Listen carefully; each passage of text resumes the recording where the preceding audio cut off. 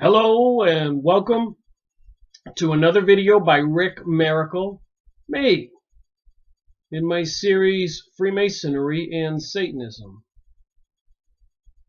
This is series 179 part 2, a continuation of this book, Body of Secrets by James Bamford. We were talking about the USS Liberty, a surveillance intelligence ship with no serious weapons aboard. The government of the USA, the agencies, the National Security Agency, Joint Chiefs of Staff, the military for the US, maybe the Pentagon, whoever makes the decisions, the President of the United States of America. Anyways, where they need to pay attention and listen to see what's going on. For security reasons, they would send ships like the USS Liberty. The part 1 I made from this book was about how the Joint Chiefs of Staff directed the Liberty from its post on the west coast of Africa to head towards the coastline of Egypt and Israel prior to the beginning of the 1967 war, where Israel gained a lot of land from the Sinai Peninsula off the Egyptian coast. The Sinai's like a big island between Israel and Egypt. Look at a map. So apparently the government of the USA, according to my observation from doing the reading, they were aware that this war, this attack on Egypt was going to happen. And apparently Israel said that Egypt attacked first, but all the things I read in part 1 indicate that's not the truth, and it says in here it was lies. And then when they did attack Egypt, when they captured hundreds, if not thousands of prisoners, they had no intentions of taking any of those prisoners hostage or putting them in prisoner of war camps. They slaughtered them. Meanwhile, 10 miles, 20 miles offshore, the USS Liberty could see the sand and the shore and had binoculars and surveillance equipment. So maybe the USS Liberty saw too much, or maybe the USS Liberty was sent there to be part of another false flag like Pearl Harbor. Apparently, some of the stories are they wanted to blame Egypt for sinking the ship, and of course American soldiers, so that it would incite anger from the USA citizens in America and the world. So was it a big plot, a big deception? So if you didn't see part 1, go watch part 1. I'm going to do part 2 now, and hopefully finish this part of the story out of this 763 plus page book. So where I left off was, although no one on the Liberty knew it, they were about to have some company. So while they were offshore with the 1967 offensive, Israel attacking Lebanon, Syria, and Egypt, and apparently slaughtering all the people, machine gunning them with planes and bombs and tanks, it was quite an offensive.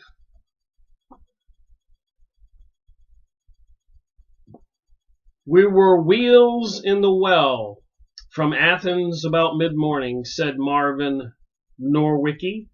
So Marvin Norwicki was on one of those surveillance planes in the sky, and apparently they had 2 different types of plane. One plane could fly about 16,000 feet, and the other one about 30,000 feet, and do reconnaissance flying back and forth. The lower one probably was susceptible to being detected and maybe even in danger of being shot down. The one at 30,000 feet was more or less obscure, and a lot of people down below couldn't see the high-level plane who could watch everything. and documented. So Norwicki who was aboard the EG-121 headed back to the war zone. In the rear NSA spaces, the crew strapped on their seatbelts. It was an everyday routine. The VQ-2 squadron would fly on average 6 to 12 missions per month against the Israeli and the Arab country of the Middle East countries. Exceptions took place where higher priority Soviet targets came up. For example, when the Soviet fleet conducted exercises in the Mediterranean or the Norwegian Sea. Norwicki himself accumulated over 2,000 hours in such spy planes over his career. Back at Athens Airport, the 5112J Processing Center had been beefed up to help analyze the increasing flow of intercepts. So the 1967 offensive from Israel against Lebanon, Syria, and Egypt was underway. 3 NSA civilian Hebrew linguists had arrived and were attacking the backlog of recording tapes. So they had trouble recruiting or obtaining a Hebrew linguist, Hebrew interpreters, to, when they recorded the voices of the tank commanders, the command headquarters to the planes. It was in Hebrew, so a lot of people couldn't understand it. So they had a backlog of all these tapes, recordings, and these Hebrew linguists were going through them, trying to process the data to send it back to the Joint Chiefs of Staff or the National Security Agency of the USA, etc., maybe NATO, the Pentagon. The pile had grown especially large because the Air Force had no Hebrew linguist for their C-130 Signet aircraft. As it turns out, said Norwicki, they were blindly copying any voice signal that sounded Hebrew.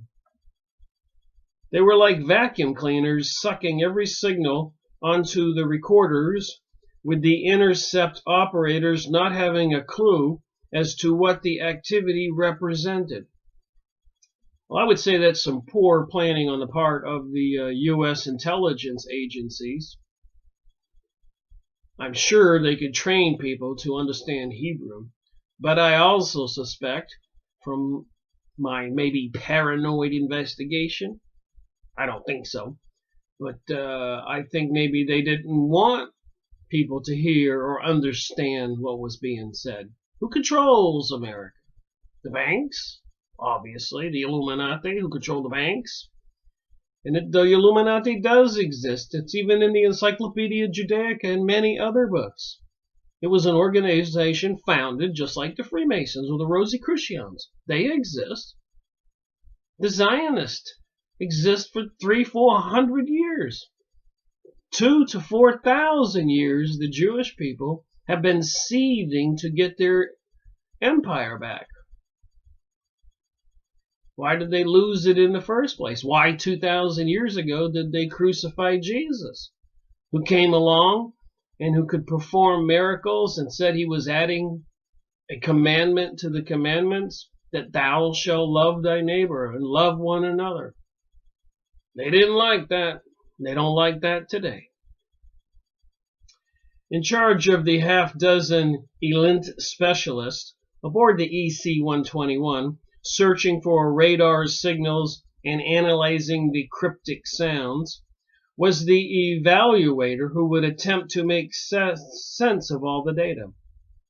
Elsewhere, several intercept operators were assigned to monitor VHF and UHF radio telephone signals, in addition to Chief Norwicki, who could translate both Hebrew and Russian. There were 2 other Hebrew and 2 other Arabic linguists on board. Just trying to give the background. I want to read every sentence for a couple pages of this book. Not trying to do an audiobook. Please go buy the book. Give credit where credit is due.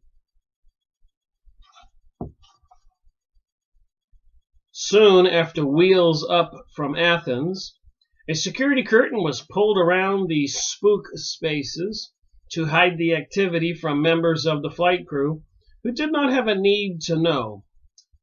In front of the voice intercept operators were twin UHF-VHF receivers, essential because the Israelis mostly used UHF, while the Arabs used Soviet VHF, so very high frequency versus ultra high frequency.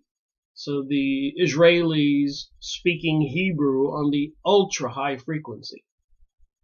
The older systems was the VHF, the very high frequency, and that was Russian equipment.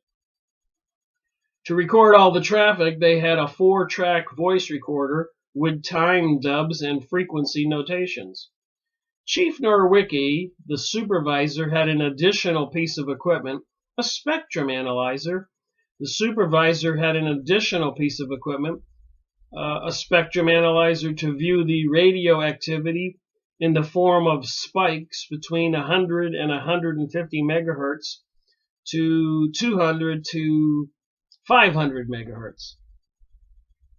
This was very useful in locating new signals. So I do have a degree myself in electronics. So I know how to use a spectrum analyzer. I worked in a major aerospace company for 10 years. And when you have a spectrum analyzer, it scans the airwaves, and when it sees a signal, I'm just going to show you two here.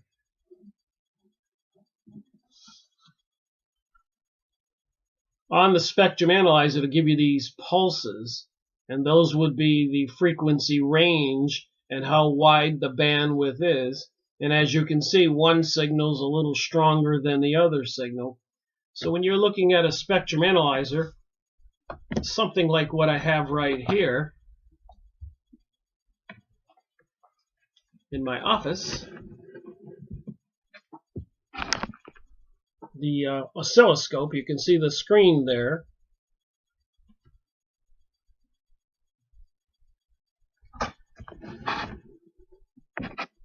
I have a degree in electronic technology. So the spectrum analyzer looks similar to that with all the knobs. And you can set it to different bandwidths, whether it's FM radio, AM radio, which is a lower frequency, or very high frequencies or ultra high frequencies. And you see this little pulse, and it tells you what frequency it is. Then you can tune your radio so you can listen to these guys. Some pretty interesting electronic equipment. Kind of the old stuff, though, compared to wireless today and microwave transmissions, like the 5G network coming online, which, by the way, I have a document maybe I'll share in this video, time permitting. But apparently, please go look this up. It's seriously important. I don't know if you know who Dr. Mercola is.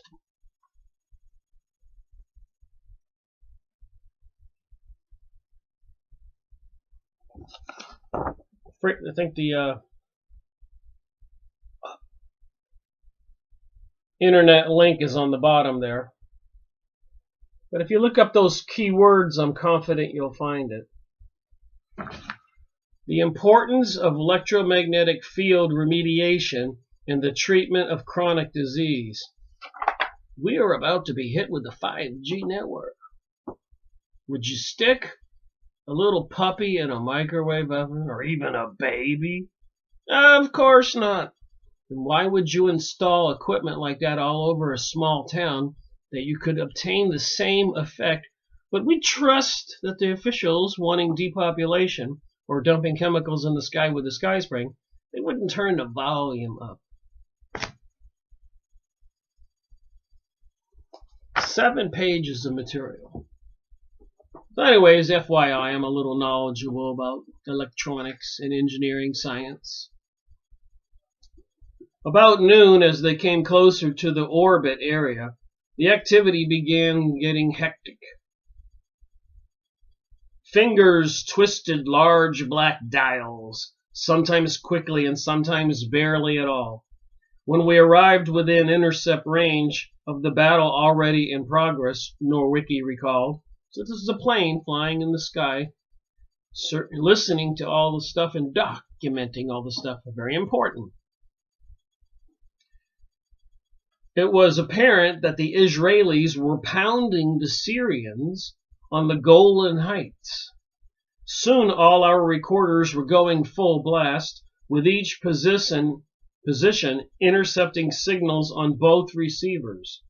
In addition to recording the voices of the Israeli and Egyptian troops and pilots, the linguists were frantically writing down gist of voice activity on logs and shouting to the evaluator what they were recording.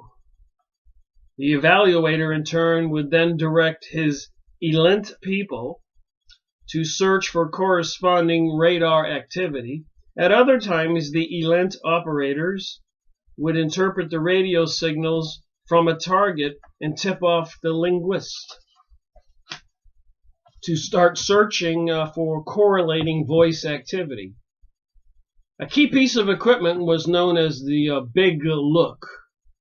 It enabled the elite operators to intercept, evaluate, and identify radar signals and to reverse locate them to trace them back to their source. So they could even tell where the radar's signals were coming from. 60 miles north of Tel Aviv, atop Mount Carmel, Israel's Navy command post operated a drab former British Royal Air Force base built in the 1920s. Known as Stella Maris, it contained a large ceilinged war room with a large map of Israel and its coast areas on a raised platform. Standing above it, senior Navy officers could see the location of ships in the area, update and air reconnaissance passed on the changing positions of various ships.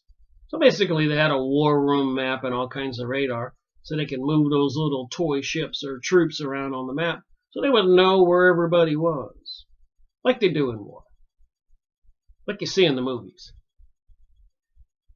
Since dawn that morning, now we're getting back to the USS Liberty. The Liberty had been under constant observation. See why we have to talk about all of this? There's nobody who can say they didn't know where the Liberty was, what the Liberty was, and of course, the USA and the Israelis were supposed to be the best of friends and allies. Yes? No? So the Liberty was under constant observation. Between 5 in the morning and 1 in the afternoon, said one Liberty deck officer, I think there were 13 times we were circled by planes, Israeli observation planes. They came over and circled. At noon at Stella Maris, as the Liberty was again in sight of El Ash, that's right off the coast of Sinai, and while the massacres were taking place, a report was received from an army commander that there a ship was shelling the Israelis from the sea.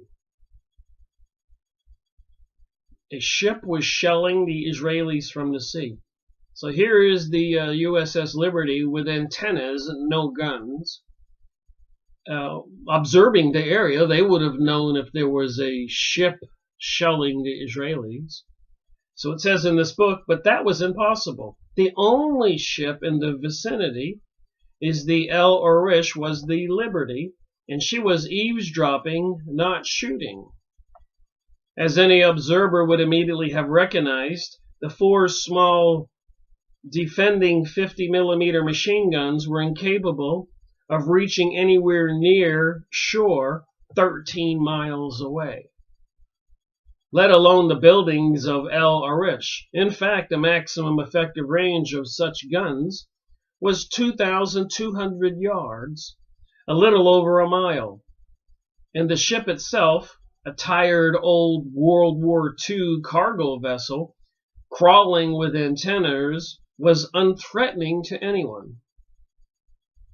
Unless it was those secrets, the secrets, not their lives, they wanted to protect. By then, the Israeli Navy and Air Force had conducted more than 6 hours of close surveillance of the Liberty. So the Israeli Navy and the Air Force were close surveillance of the Liberty off the Sinai coast, even taken pictures, and must have positively identified it as an American electronic spy ship. They knew the Liberty was the only military ship in the area. Nevertheless, the order had been given to kill it. Thus, at 12:05 p.m., 3 motor torpedo boats from the Ashdod departed for the Liberty, about 50 miles away. So Israel was going to torpedo the USS Liberty surveillance ship. Israeli Air Force fighters loaded with 30mm cannon ammunition and rockets, even napalm, then followed, and they were all to return virtually empty. So I unloaded all those weapons on the USS Liberty. At 1:41 p.m., about an hour and a half after leaving Ashdod, the torpedo boats spotted the Liberty off El Arish and called for an immediate strike by the Air Force fighters. On the bridge of the Liberty, Commander McGougal looked at the hooded green radar screen, a little screen like I showed you on my oscilloscope, and fixed the ship's position at about 25.5 nautical miles from the Marinette on El Arish, which was to the southeast. The officer on the deck, Lieutenant Junior Grade Lloyd Painter, also looked at the radar and saw that they were about 17.5 miles from land. It was shortly before 2 o'clock in the afternoon. McGougal was known as a steamer. I'm saying his name wrong, I apologize. A sailor who wants to constantly feel the motions of the sea beneath the hull of the ship, to steam to the next port as soon as possible after arriving at the last. He longed for the sea, said one of his officers, was noticeably restless in port. He simply would not tolerate being delayed by machinery, and that was not vital to the operation of the ship. He was born in Wichita, Kansas, on November 19, 1925, and his voice still had a twang.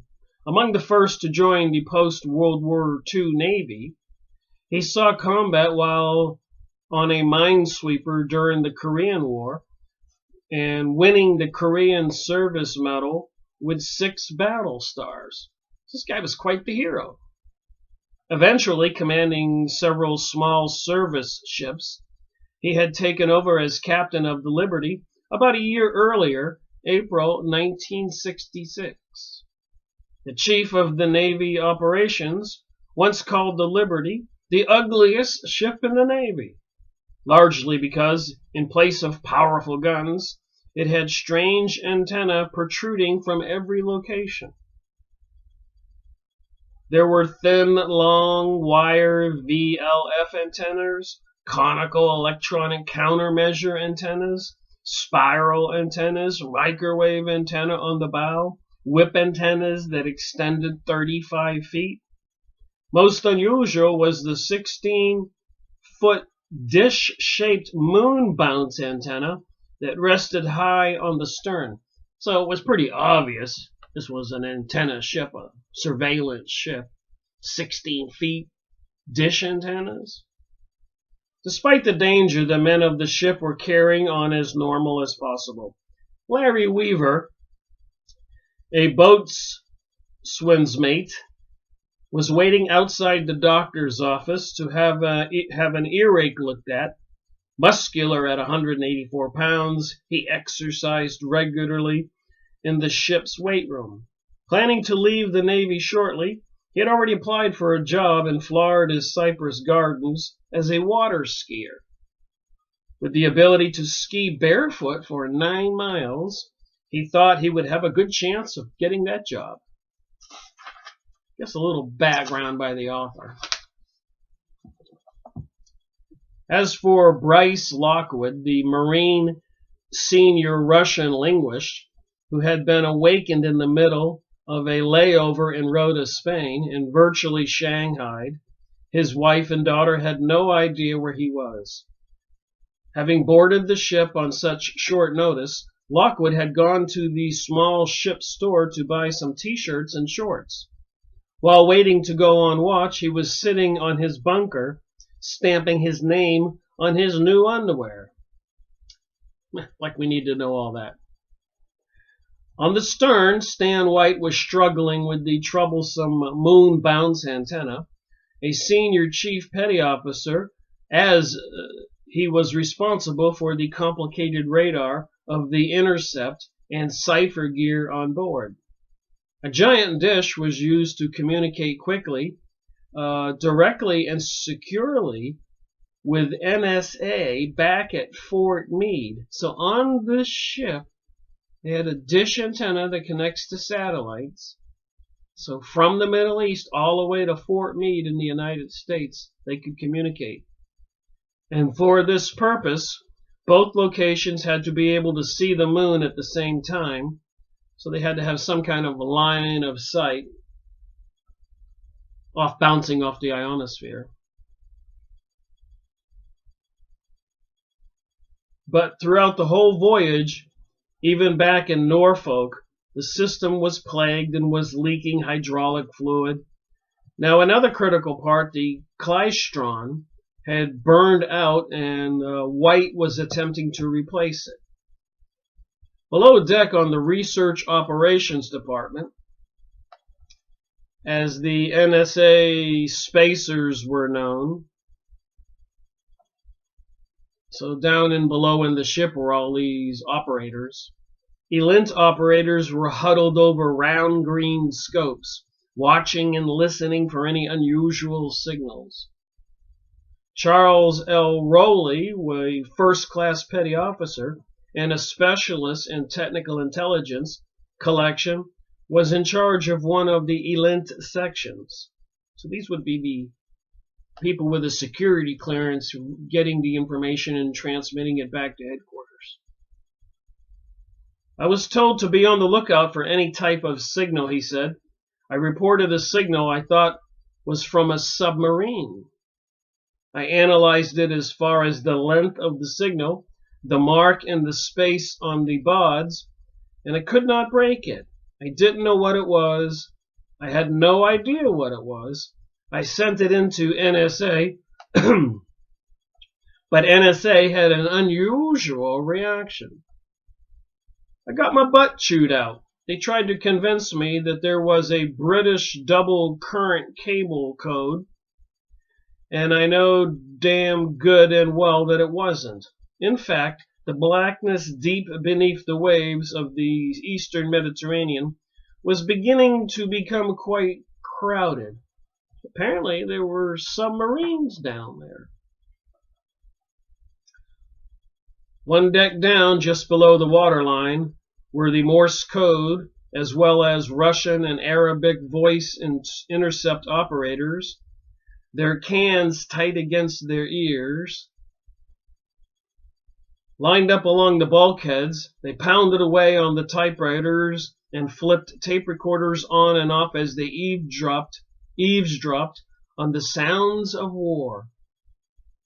Among the key missions was to determine whether the Egyptian Air Force, Soviet-made bombers such as the Tu-95 aircraft, thought to be based in Alexandria, were being flown and controlled by Russian pilots and ground controllers. So they were trying to see if the Russians were going to help the Egyptians and Lebanese and the Syrians. Obtaining the earliest intelligence that the Russians were taking part in the fighting was one of the principal reasons for sending the Liberty so far into the war zone. So that was the purpose, maybe? In another office, communications personnel worked on the ship's special, highly encrypted communication equipment. Nearby in the coordination spaces, technicians were shredding all outdated documents to protect them from possible capture. So after they interpret the message, and they print it out, and then the teletype operator sends it to NSA, the Joint Chief Staffs in the United States or wherever, Germany, then they destroy all the paperwork. So they were shredding all outdated documents to protect them from possible capture. Others were engaged in processing and reporting. P&R, processing and reporting, involves figuring out who is talking. Said Bryce Lockwood, one of the P&R supervisors, where they're coming from, the other stations on the network, making some kind of sense out of it, forwarding it to the consumers, which primarily was the NSA, the CIA, and the JCS, the Joint Chiefs of Staff.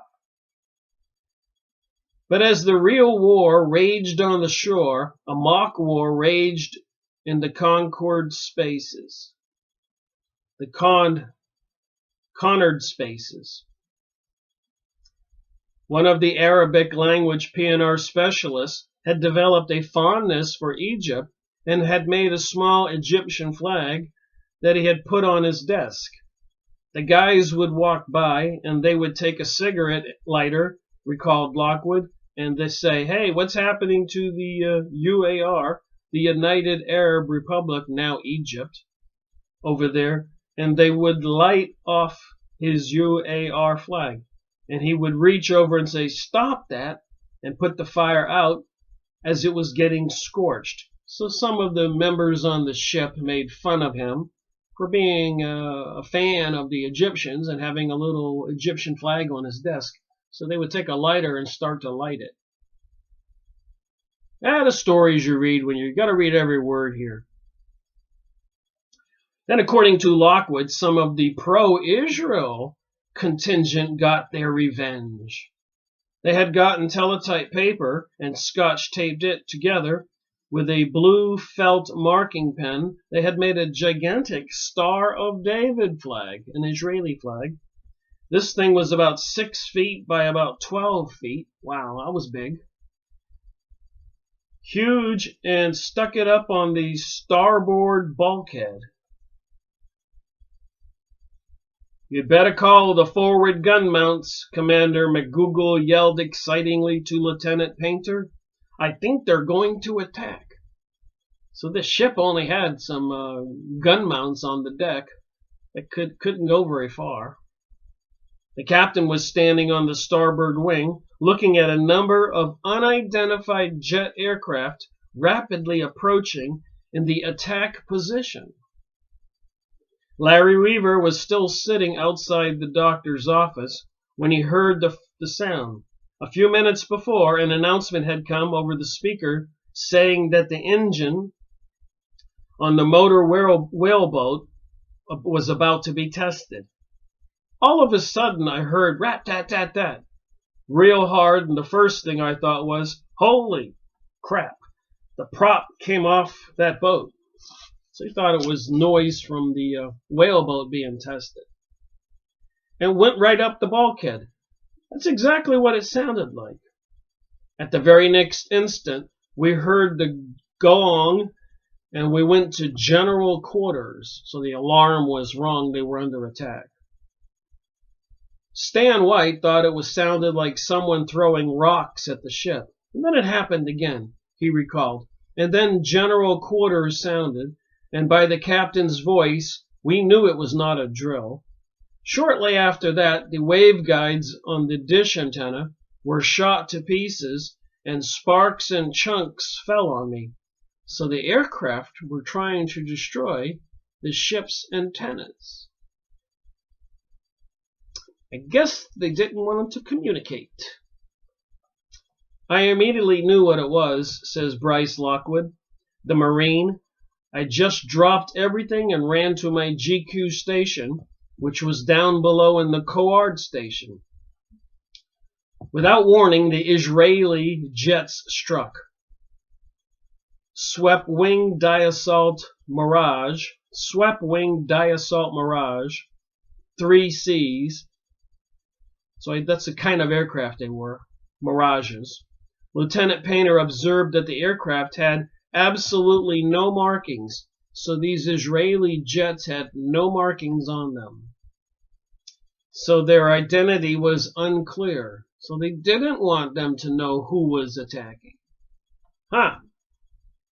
Then he attempted to contact the men manning the gun mounts, but it was too late. I was trying to contact these two kids, he recalled. I saw them both. Well, I didn't actually see them as such. They were blown apart. But I saw the whole area go up in smoke and scattered metal. And at about the same time, the aircraft strafed the bridge area itself. So they fired on the whole bridge area. Boom, boom, boom, boom, boom, boom, boom. The quartermaster, Petty Officer 3rd Class Pollard, was standing right next to me, and he was hit. With the sun at their backs in true attack mode, the Mirage's jets raked the ship from bow to stern with hot armor-piercing lead.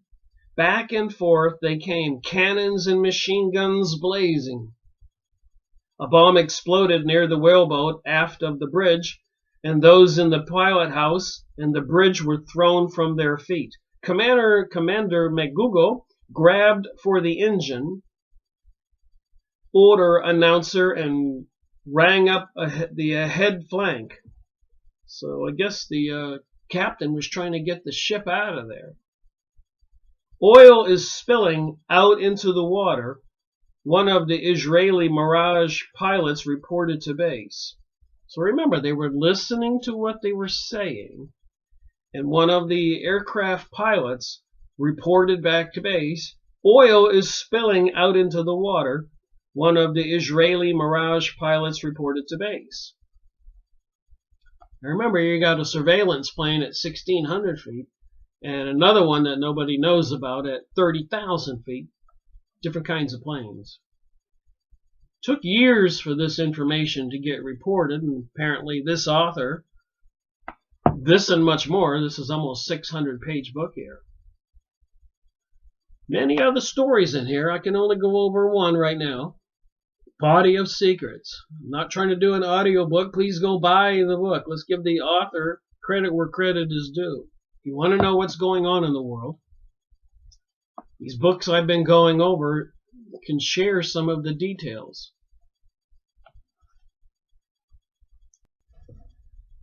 All right, back to the book.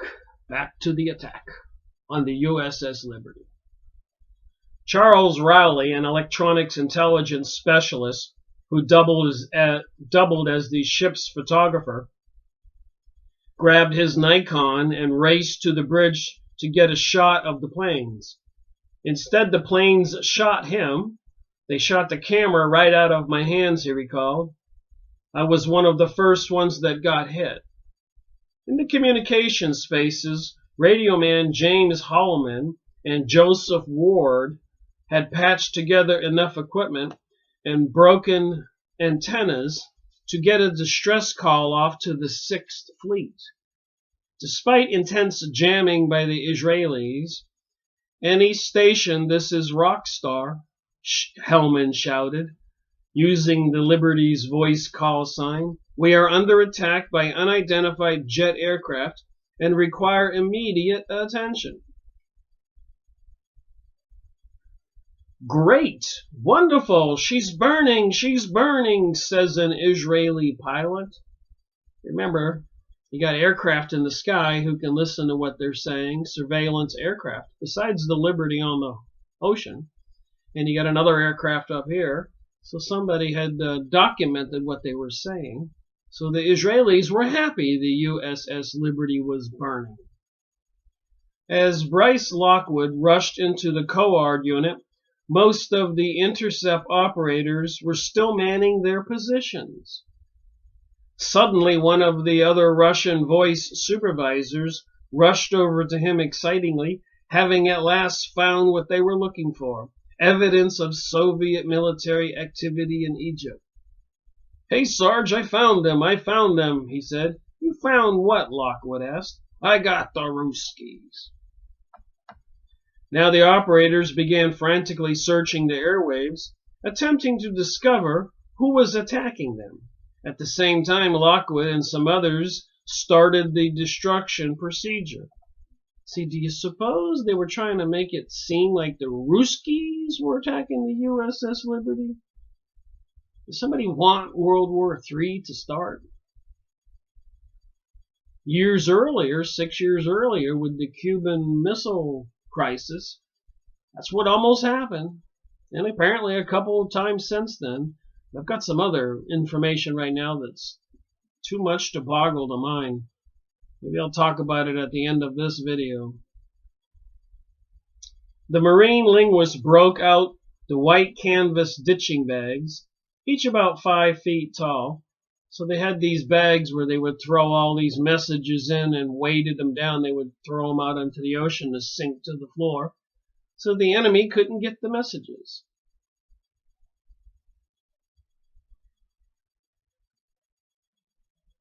So we got these ditching bags and started putting the tapes in there. These were voice conversations of mostly UAR targets. All the tapes and transcripts were loaded into the bags, a lot of code manuals and so forth.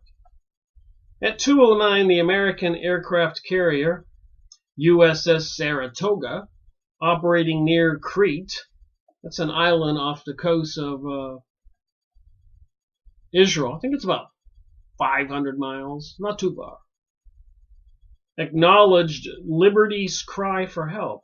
So the USS aircraft carrier, Saratoga, acknowledged the cry for help.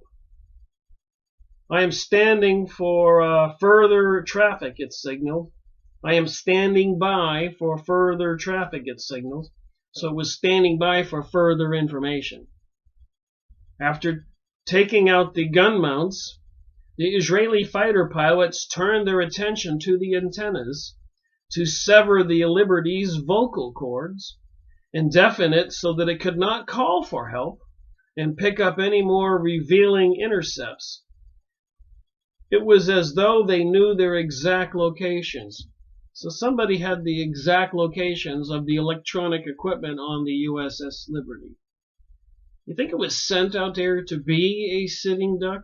As I've read in other research, the intention was to sink it, leave nobody alive, and blame it on the Egyptians, or maybe blame it on the Ruskies. Then Senior Chief Stan White, Lieutenant Commander Davis Lewis, in charge of the NSA operation on the ship, agreed, "It appears to me that every tuning section of every HF antenna had a hole in it," he said. "It took a lot of planning to get a heat-seeking missile aboard to take out our entire communications in the first minute of the attack." Well, I guess good intelligence works.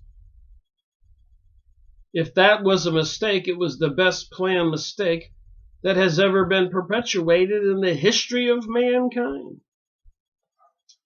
Not hearing anything from the Saratoga for a few minutes, the radio operator repeated his call for help. "Schematic, this is Rockstar. We are still under attack by unidentified jet aircraft and require immediate assistance." So I suppose the Saratoga aircraft carrier could have sent some USA jets to help the USS Liberty if they wanted to. But the Saratoga demanded an authentication code. Unfortunately, it had been destroyed during the emergency destruction, and the Saratoga operator was giving him a hard time about it. "Listen to the gosh darned rockets, you son of a gun." I'm changing the words. The Liberty radio man screamed into his microphone. "He's hit her a lot," reported an Israeli army commander at El Arish. So the recording, one of the Israeli army commanders on the ground on the Sinai beach is radioing to the commanders, "He's hit her a lot." Where the war crimes were taking place, where they were slaughtering the Egyptians, there's black smoke and there's an oil slick in the water. Then the planes attacked the bridge in order to blind her, killing instantly the ship's executive officer.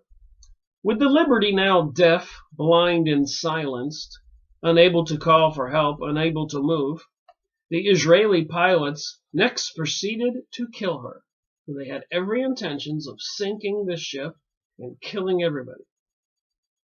Designed to punch holes in the toughest tanks, the Israeli shells tore through the Liberty's steel plating like hot nails through butter, exploding into jagged bits of shrapnel and butchering men deep into the living quarters. "Manicheum, is he screwing her?" Headquarters asked one of the pilots excitingly. So one of the headquarters is excitedly telling the pilot, "Is he screwing her?" As the Israelis continued their slaughter, neither they nor the Liberty crew had any idea that witnesses were high above. Remember, 16,000 feet and 30,000 feet? Surveillance planes. They could radio in and tell the USS Saratoga or the Joint Chiefs of Staff or the NSA exactly what was going on. They knew, if you want me to report my common sense thinking. Until now, according to information, interviews and documents obtained for Body of Secrets, this book, for nearly 35 years, NASA had hidden the fact that one of its planes was overhead at the time of the incident, eavesdropping on what was going on below. The intercepts from that plane, which answers some of the questions about the attack, are among NSA's deepest secrets. Again, who controls the USA? I've gone over a lot of books. It's the secret societies, the secret elites. Like Prime Minister Sharon said of Israel, "Don't worry about America, we control America and the Americans know it." So this was all part of a false flag. They had intentions of blaming this on Russians or Egyptians and fooling and deceiving the American and world's people again. And again. And again. Meanwhile, they're about to turn on the 5G network, and the electromagnetic microwaves are coming to a neighborhood near you or me. Not too good, I think. That's why I'm reading this stuff. This is what we're dealing with. Remember Jade Helm 15? They were sending military equipment all over the United States. I think I was watching a video this morning that was being reported that FEMA officials all over the United States are being called to Atlanta, Georgia for some kind of urgent meeting. You might want to look it up. And of course, this is December 9th, 10th, Sunday, 2017. So I'm concerned, with the 5G network coming online, the fires burning in California, accusations of directed energy beams, weather control, accusations about the hurricanes in Texas and Florida, etc. and the intense chemical dumping and a lot of Earth's resources, animal life, plant life are dying. And Donald Trump, President Donald Trump, declaring at this time Jerusalem to be the capital of Israel. And you know that they're celebrating after hundreds and hundreds of years to bring this about, Zionism. And all over the world in the Islamic Arab countries, Pakistan, Turkey, everywhere, there is resentment and hatred and all kinds of front page news of anger and threats. Somebody's planning on something, and it doesn't take you don't have to be Sherlock Holmes to see it. Anyways, here in the USA, we get the 5G microwave network coming online with big fat 1-inch cables for power. Oh my. Drive around your area, look for those big, tall steel poles with all those dishes on them, those microwave transmitter receivers. Anyways, they've been going through a lot of trouble to put these systems up everywhere.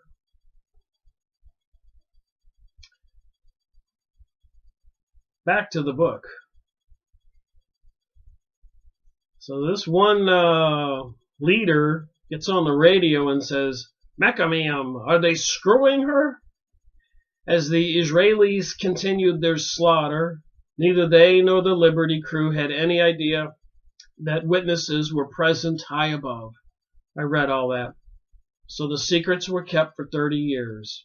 35 years. The intercepts from that plane, which answers some of the key questions about the attack, are among NASA's deepest secrets. And again, President Donald Trump announcing Jerusalem as the capital of Israel at this time.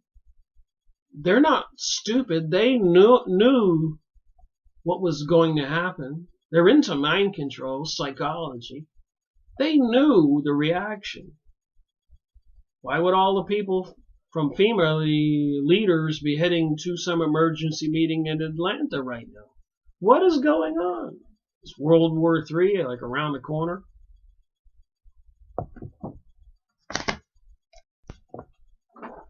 All right, back to the book. Take a moment break.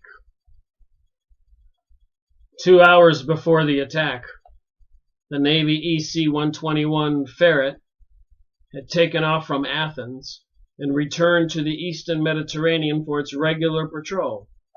That's the plane flying up there. Now it was flying diagonal track from Crete to Cyprus and El Arish and back. When we arrived within intercept range of the battles already in progress, said Marvin Norwicki, it was apparent that the Israelis were pounding the Syrians in the Golan Heights. Soon all of our recorders were going full blast, in each position intercepting signals on both receivers, Hebrew and Arabic. The evaluator called out many airborne intercepts from Arab and Israeli aircraft. We were going crazy trying to cope with the heavy activity. Then a few hours later, about the time of the air attack was getting underway, Norwicki heard one of the other Hebrew linguists excitingly trying to get his attention on the secure intercom. "Hey, Chief," the linguist shouted. "I've got really odd activity on UHF. They mentioned an American flag." "I don't know what's going on," Norwicki asked the linguist for the frequency and rolled up to it. "Sure as the devil," said Norwicki. "Israeli aircraft were completing an attack on some object. I alerted the evaluator, giving him sparse details, adding that we had no idea what was taking place. For a while, the activity subsided. Deep down in the NSA spaces, Terry McFarlane, his head encased in the earphones, was vaguely aware of the flickers of light coming through the bulkhead. He had no idea there were armor-piercing tracer bullets slicing through the Liberty's skin. The flickers were accompanied by strange noise that sounded like chains being pulled across the bottom of a ship. Then McFarland got up to see Red Arlington. A seaman raced down the ladder from above with blood running down his right leg. "Somebody up there shooting at us," he said. When the attack started, Larry Weaver had run to his general quarters station, but it was located on an old helicopter pad that had left him exposed and vulnerable. He grabbed for a dazed shipmate and pushed him into a safe corner. I said, "Fred, you've got to stay there. You've just got to, because he's coming up the center. So another jet is coming up to rape the ship with rounds of ammunition again." Weaver recalled, "I yelled screaming at him, probably, and finally he said he would stay.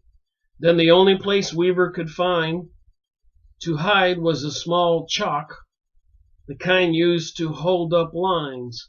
So one of those chocks that keeps a plane in place. "He got into the fetal position," he said, "and before I closed my eyes, I looked up and saw the American flag. And that was the last thing I saw before I was hit. And I closed my eyes just waiting for hell's horror to hit me. And I was hit by a rocket and cannon fire that blew 2.5 feet of my colon out. And I received over 100 shrapnel wounds." It's interesting for me to recall.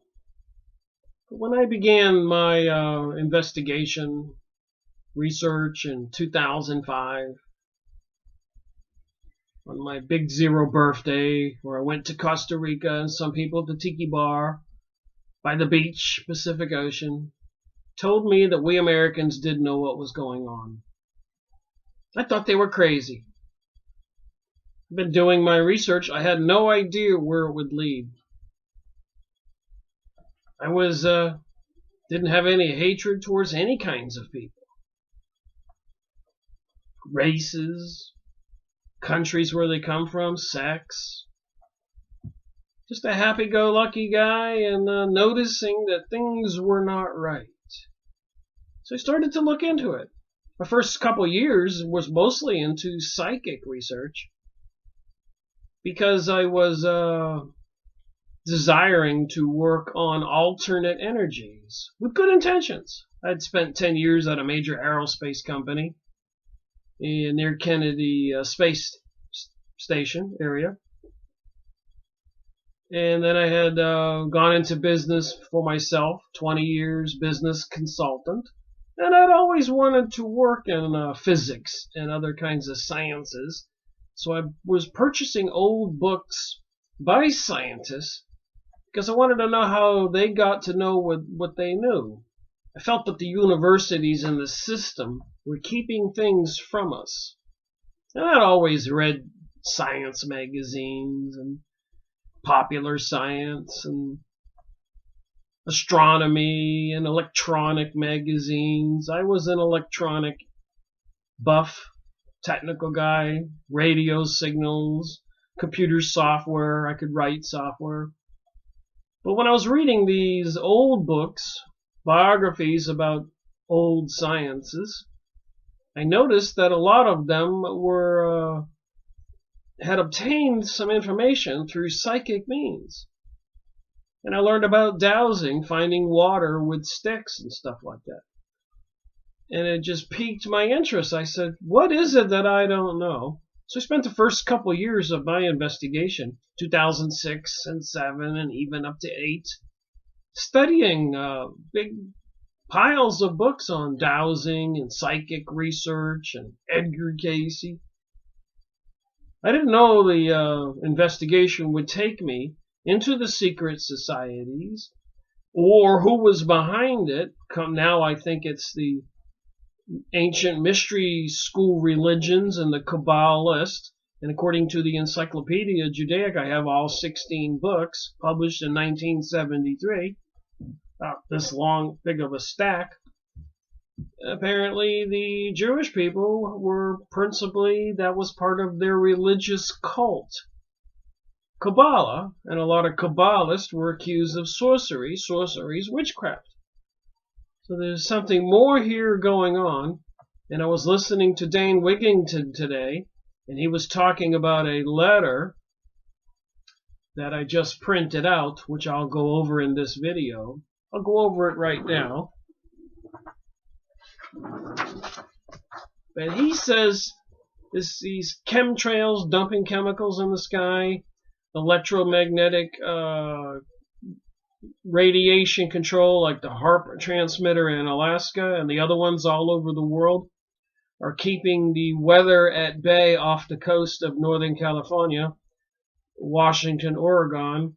He says you can go look on the charts on the computer, big radar systems, and I've looked at them, and it is happening. But the electromagnetic transmitters are creating electromagnetic vortexes and keeping the weather from coming into California. So he says that we're under attack.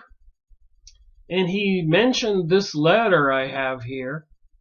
And it seems like there are some forces out there with these ancient mystery religions and even some kind of desire for revenge from the Holocaust of World War II, which I think is baloney from the Encyclopedia Judaica and many other books, 300 plus years, the program of Zionism for the New World Order and these aristocrat people who think that they're God's chosen people to rule the planet.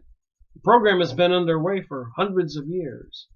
And even before World War II, there was all kinds of press releases in the paper in New York and London and everywhere else that 6 million Jews were in danger before World War II ever started. And apparently that information was going back a long time, that they used the 6 million number, some kind of prophecy thing. So anyways, there was this one Israeli professor. I learned this by listening to Dane Wigington video today on YouTube. And he mentioned it, so I looked it up. So maybe this is a good place to read it before I finish this information in the book. You can look it up. An Israeli professor says, I guess he was giving a lecture, we could destroy all European capitals by Nadim, last name Ladki, Nadim Laki, February 6th, 2003. So 2 years after 2001, Merriam-Webster Tarpley and 911 Synthetic Terror. I've gone over that book. I think it's number 11 or something in my series. Show that the Israelis were involved, the Mossad agents, and even some Israelis were arrested in white vans in New York City that day with apparently evidence of explosive materials in the vans. There's all kinds of evidence out there. And even some Israelis were partying on a roof in New Jersey videoing the event. They were arrested. Some lady looked out her window and reported it.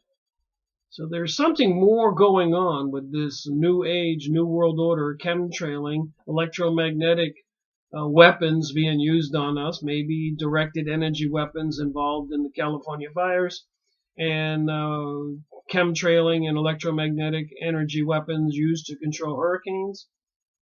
But listen to this letter. This was in the apparently the Associated Press News. You can look it up. Just look up the keywords, we could destroy all European capitals. An Israeli professor and military historian hinted that Israel could avenge the Holocaust by annihilating millions of Germans and other Europeans. And I made a lot of videos. I got over 600 hours. This is actually unbelievable.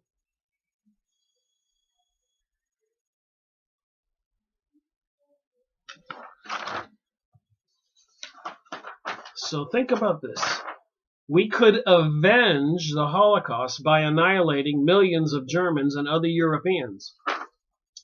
Speaking during an interview which was published in Jerusalem Friday, Professor Martin van Crevel said Israel had the capability of hitting most European capitals with nuclear weapons. We possess several hundred atomic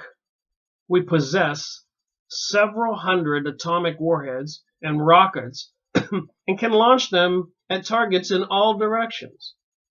Perhaps even at Rome, most European capitals are targets of our Air Force. Now remember, President Donald Trump just announced Jerusalem as the capital of Israel. And this is a biblical thing. They plan on rebuilding King Solomon's temple. This is much more than most people can fathom. Crevel, a professor of military history at the Hebrew University of Jerusalem, pointed out that collective deportation was Israel's only meaningful strategy towards the Palestinian people. Collective deportation. The Palestinians should be deported. The people who strive for this, the Israeli government, are waiting only for the right man and the right time. So what do you think about President Donald Trump declaring that the United States of America recognizes Jerusalem as the capital of Israel? You think that'll embolden them to move forward with more attacks on the Palestine people and other Arabs, all the countries that have been overthrown since 9/11? Just boggles my mind. How much more do we people need to see before we need to do something? And helping them incite more anger among all the people in the Middle East and people not even in the Middle East. Turkey and Pakistan. How many Muslims live in China, India, the world?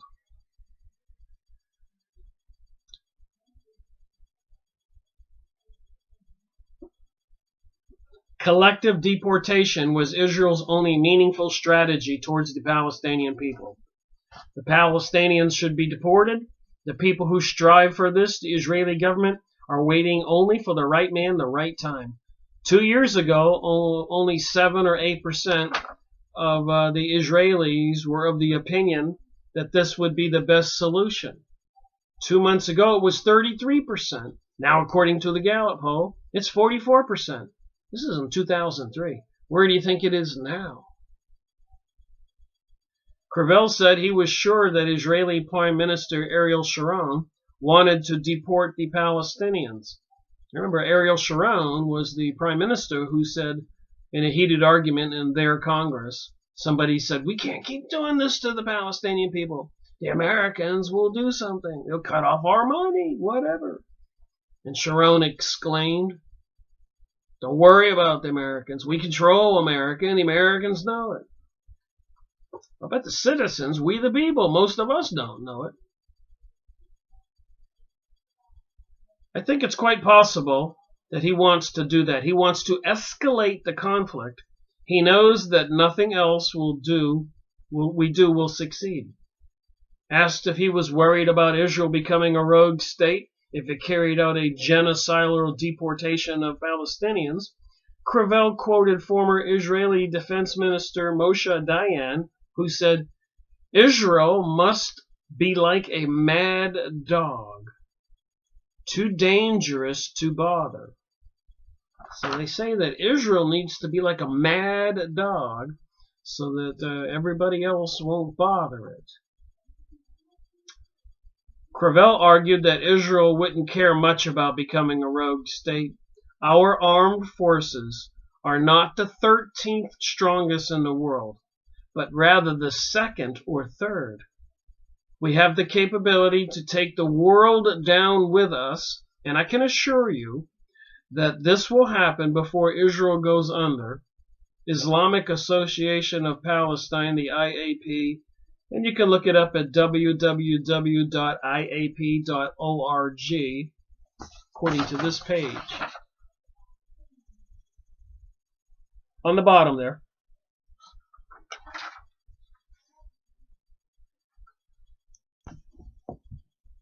All right, back to the book and back to the battle.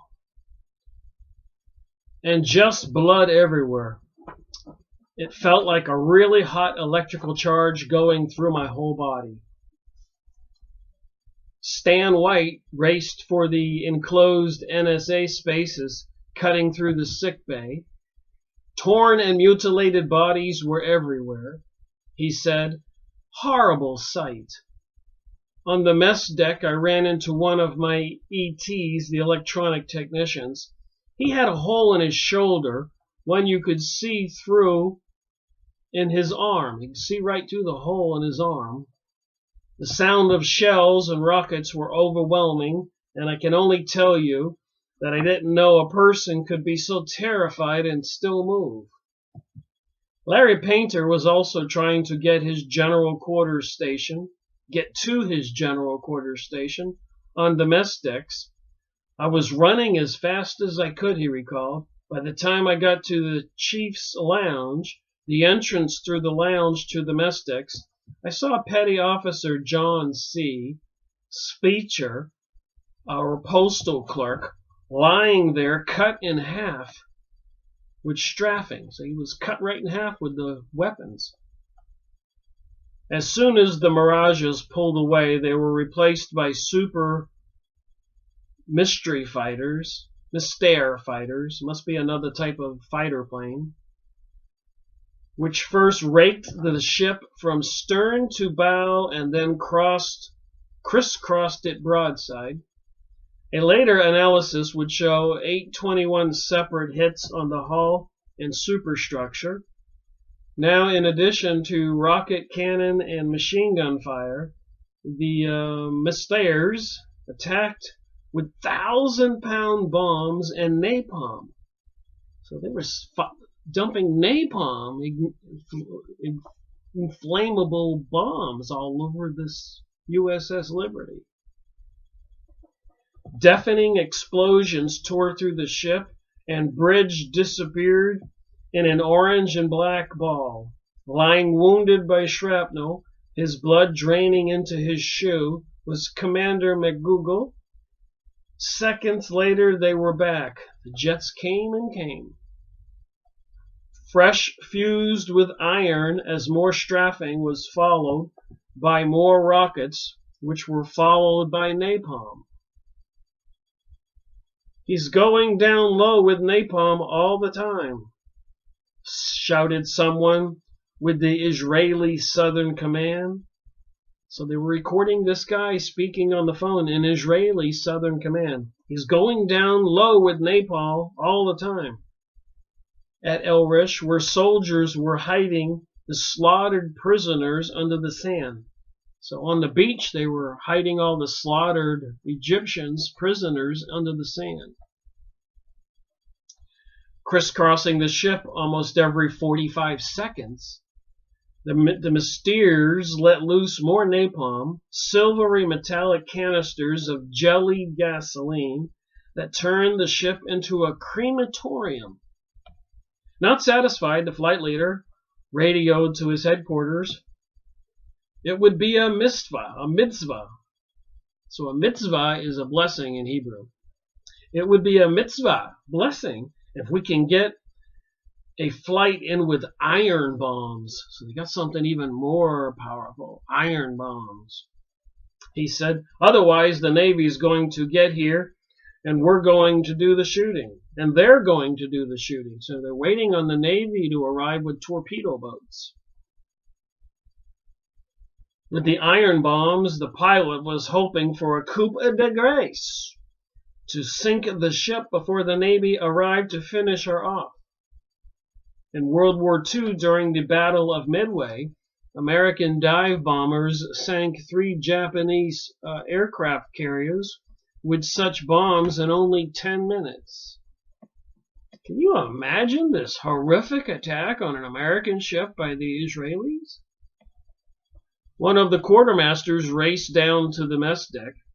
"The captain's hurt," he yelled to Lieutenant Painter, and the operations officer was dead, and the executive officer was mortally wounded, Painter charged up to the bridge. "Pay attention," one of the pilots told his headquarters. "The ship's markings are Charlie Tango Romeo 5, he said, indicating that the Liberty's identification markings were CTR. Actually, they were GTR, but I guess a G can look like a C, so it says here. Then, with the American flag having been shot down during earlier passes, he added, "There's no flag on her." "Leave her," replied headquarters. As the last fighter departed, having emptied out all of its onboard armory and turned the Liberty's hull into a flaming mass of gray Swiss cheese, sailors lifted mutilated shipmates into makeshift stretchers of pipe frame and chicken wire. Damage control crews pushed through the passageways of suffocating smoke and blistering heat, and the chief petty officer's lounge was converted into a Maccabee of sea of blood-soaked mattresses and shattered bodies. A later analysis said it would take a squadron of 15 or more planes to do such damage as was indicated on the ship. What a horrific event. At 2:24 minutes after the attack, horror once again washed over the crew. Charles Rowley, the ship's photographer, was lying in the west room being treated for shrapnel wounds when armor-piercing bullets began penetrating the bulkhead. Through the porthole, he saw 3 62-ton motor torpedo boats rapidly approaching in attack formation. Closing in at about 40 knots, each of the French-built boats had a crew of 15 and were heavily armed with 40mm cannon, 4 20mm cannons, and 2 torpedoes. Like a firing squad, they lined up in a row and pointed their guns and torpedo tubes at the Liberty's starboard hull. Seeing that Israel fighters had destroyed the American flag, Commander McGougal ordered the signalman to quickly hoist another. This one, the giant holiday ensign, the largest on the ship. So they're raising a giant flag. Almost immediately, the boats opened up with a barrage of cannon fire. One armor-piercing bullet slammed through the ship's chart house and into the pilot house, coming to rest finally in the neck of a young helmsman, killing him instantly. 3 other crewmen were slaughtered in the latest shower of steel. Back up on the EC-121 Ferret, back up on the sky, that surveillance plane, the Hebrew linguist called Norwicki again. He told me about the new activity and that the American flag was being mentioned again. I had the frequency, but for some strange reason, despite seeing it on my spectrum analyzer, couldn't hear it on my receiver, as I left my position to join him to listen at his position. I heard a couple of references to the flag during the apparent approach. The attackers weren't aircraft. They had to be surface units. This is what the people up in the spy plane were assuming. We later found out that the USA 512J, that it was a Israeli motor torpedo boats attacking the Liberty. Neither the Hebrew linguist nor I had ever heard MTB attacks in voice before, so we had no idea what was recurring below us. I advised the evaluator, and he was as mystified as we were. The last sentence I'm going to read. "Stand by for torpedo attack, starboard side," McGougal shouted frantically into the announcing system. "The Israelis are ready for the kill." There's a lot more here I could read, There's pages and pages of this here.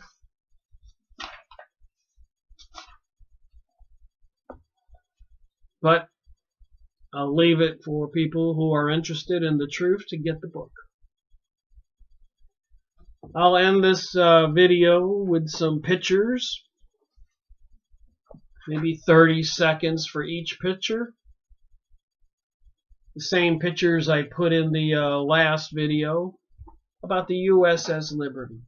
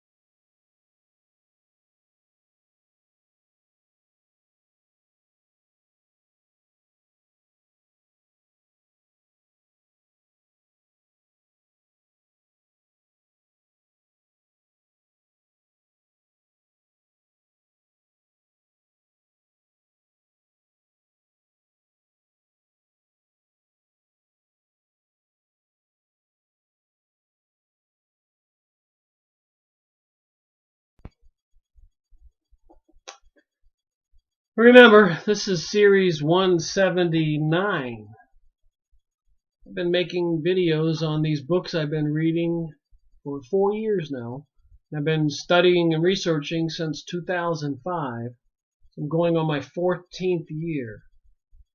Series number 2, Illuminati, the cult that hijacked the world.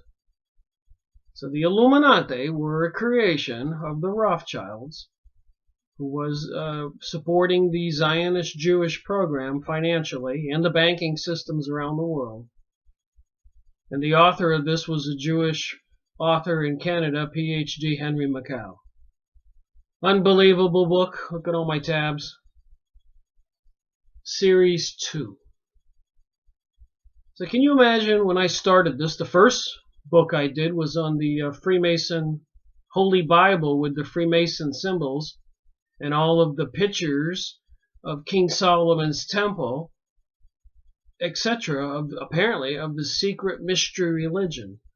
Albert Pike, who wrote Morals and Dogma, the Bible for the Freemasons, said that Lucifer was their deity.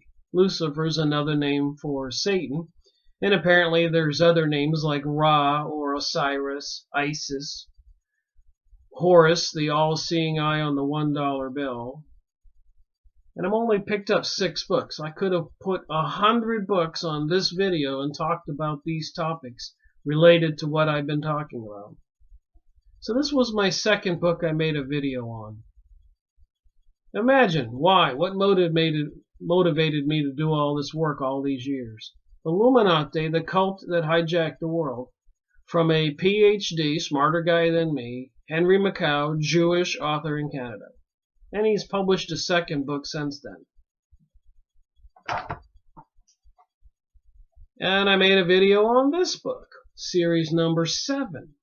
So imagine me 10 years ago, 9 years ago, I don't remember, reading this book and knowing that the elites, John Perkins, were sending economic advisors and engineers to leaders of countries all over the world with the intention of bankrupting them, putting them under the control of the Illuminati, the secret societies, which controls the United Nations and the USA money supply, the Federal Reserve.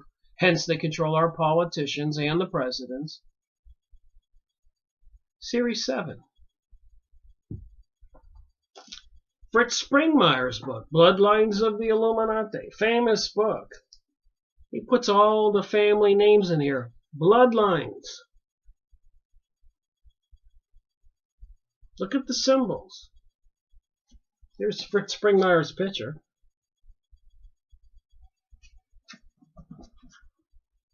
Series 9.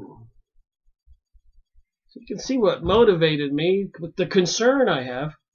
And I've, in my youth, growing up, and in my young years of my life, getting an electronic technology degree and working at a major aerospace company for 10 years, water skiing, surfing, sailing, fishing, backyard barbecue parties, and pools and friends in Florida and Cocoa Beach and Melbourne, driving down to the Keys. And up in Maine, I would go hunting in the woods.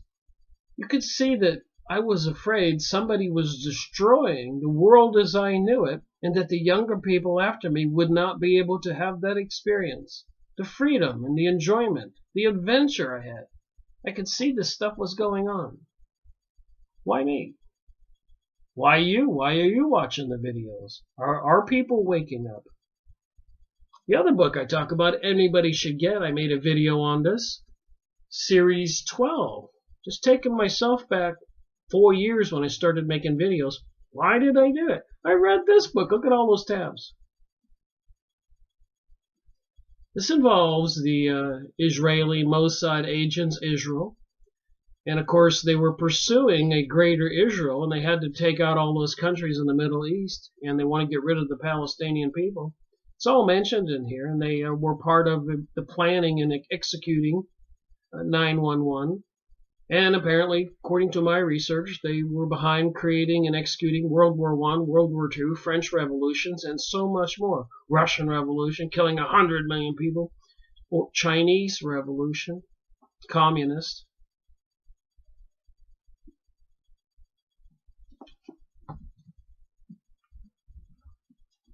The Rockefellers.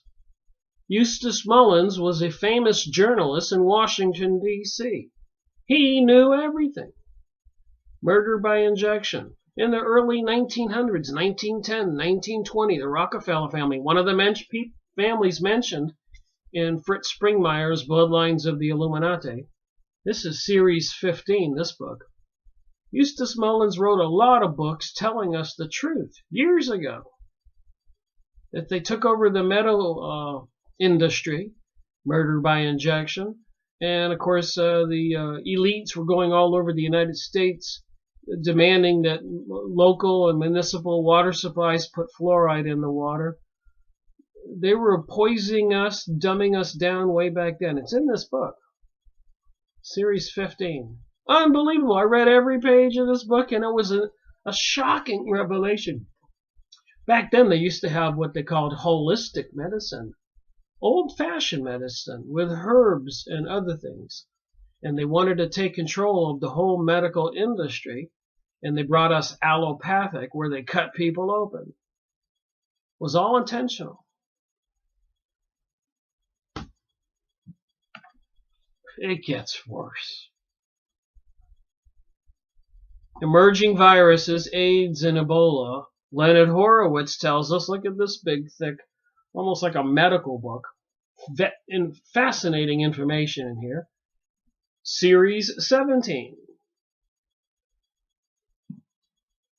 They went out of their way, even up to Alaska 2 times, to dig in the ice to recover the Spanish flu. Apparently, they created AIDS in a laboratory. It's in this book. You can look up Leonard Horowitz and see his videos and so much more. The other one I need to make a video on right away is this one. Chemtrails, HAARP systems, full spectrum dominance planet Earth. I'm not making this stuff up. I could sit here for a couple hours and show you hundreds of books. But I can only do what I'm doing.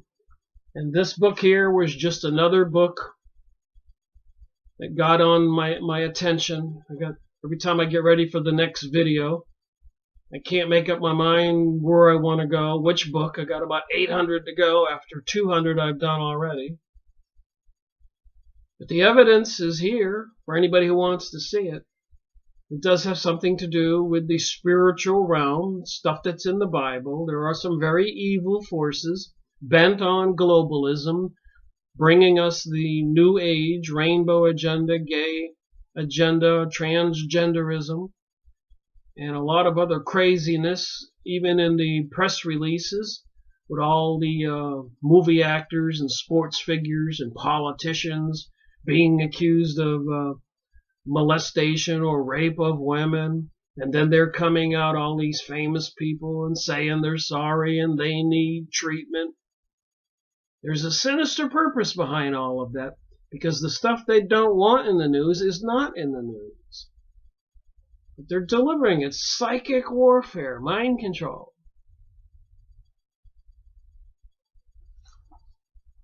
Thank you for watching my video, Rick Miracle reporting.